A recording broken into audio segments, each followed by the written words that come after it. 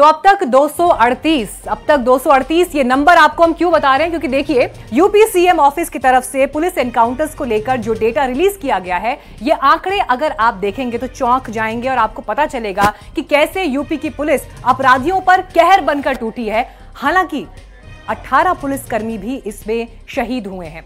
20 मार्च 2017 से अब तक प्रदेश में 14,973 पुलिस मुठभेड़ हो चुकी है, जिनमें 238 कुख्यात अपराधियों को ठिकाने लगाया गया। वहीं 30,694 अपराधियों को गिरफ्तार किया गया और 9,467 अपराधी इन एनकाउंटर्स में घायल भी हुए हैं। मारे गए 238 अपराधियों में मेरठ जोन में सबसे ज्यादा 81 अपराधी ढेर किए गए और इसी तरह से वाराणसी जोन में 26 अपराधी ढेर हुए, जबकि आगरा जोन में 20 अपराधियों को मार गिराया गया। बरेली, लखनऊ और कानपुर समेत कई और इलाकों का डेटा भी रिलीज किया गया है, जिसकी सिलसिलेवार रिपोर्ट आपको मैं दिखाऊंगी। योगी सरकार का ये दूसरा कार्यकाल है। जबरदस्त मैंडेट उनको दूसरे चुनाव में भी मिला।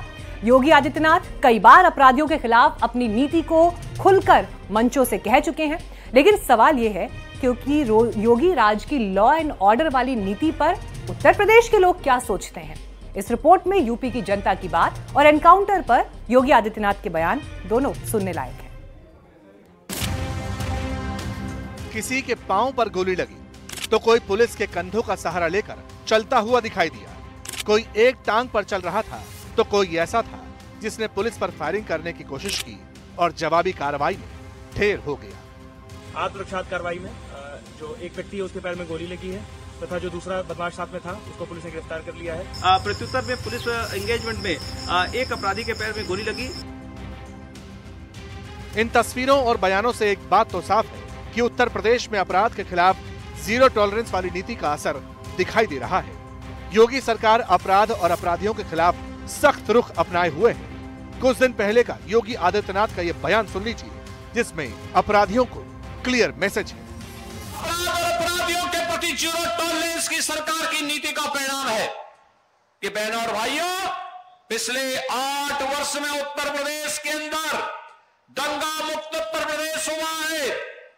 ये उत्तर प्रदेश दंगा मुक्त हुआ है। उत्तर प्रदेश अपराध मुक्त हुआ है। उत्तर प्रदेश विकास की एक नई ऊंचाई को प्राप्त कर रहा है। आप याद करिए, उत्तर प्रदेश जिसकी पहचान दंगों के रूप में जानी जाती थी, गुंडागिर्दी के रूप में जिसकी पहचान होती थी, अर्थव्यवस्था के मोर्चे पर बीमारू राज्य माना जाता था, आज बीमारू राज्य नहीं, देश का अग्रणी अर्थव्यवस्था का राज्य है। चीफ मिनिस्टर की कमांड क्रिस्टल क्लियर है, ऑर्डर्स में कोई कंफ्यूजन नहीं। अगर यूपी में कोई भी शख्स लॉ एंड ऑर्डर की प्रॉब्लम क्रिएट करता है, गैंगस्टर है, अपराधी है, किसी गरीब को सताता है, किसी की बहन बेटी को परेशान करता है, सुरक्षा के लिए खतरा बनता है, तो उसका अच्छी तरह इलाज किया जाएगा। यूपी में हो भी यही रहा है। अगर कोई सुरक्षा में सेंध लगाने का काम करेगा, बेटी और व्यापारी की सुरक्षा में खतरा पैदा करेगा, तो कानून का डंडा उसको ऐसे चपेटे में लेगा जैसे कि उसने कभी सोचा भी नहीं होगा।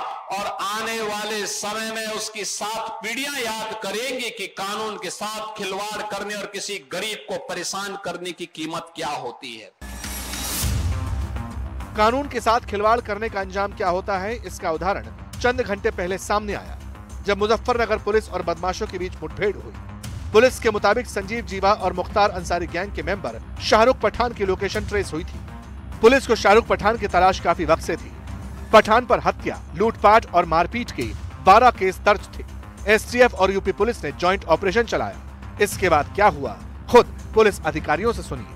जनपद मुजफ्फरनगर के थाना छपार में कल रात एक जॉइंट ऑपरेशन में यूपी एसटीएफ और जनपद मुजफ्फरनगर पुलिस के साथ एक अपराधी की मुठभेड़ हुई, जिसका नाम शाहरुख पठान था। उसको तत्काल घायल अवस्था में उपचार के लिए भेजा गया, जहां पर वो मृत घोषित कर दिया गया।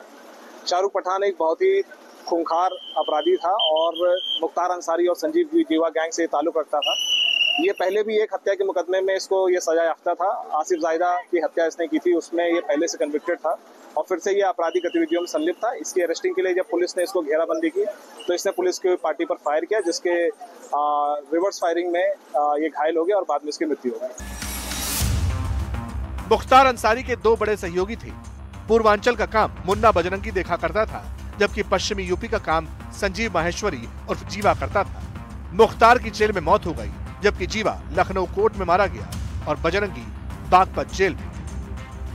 अपराध में तो काफी फर्क पड़ा है, काफी पुलिस भी अच्छा काम कर रही है और जमीन के केस भी काफी कम हुए हैं। बहुत अच्छी तरीके से उन्होंने शासन को चलाया, बहुत अच्छी तरीके से उनका शासन प्रशासन ने बहुत अच्छा काम करा है और लॉ एंड ऑर्डर की अगर हम बात करते तो बहुत अच्छे तरीके से करा है। सरकार भू माफिया को खिलाफ कार्रवाई हो रही, इससे अच्छी कौन बात है इस सरकार में।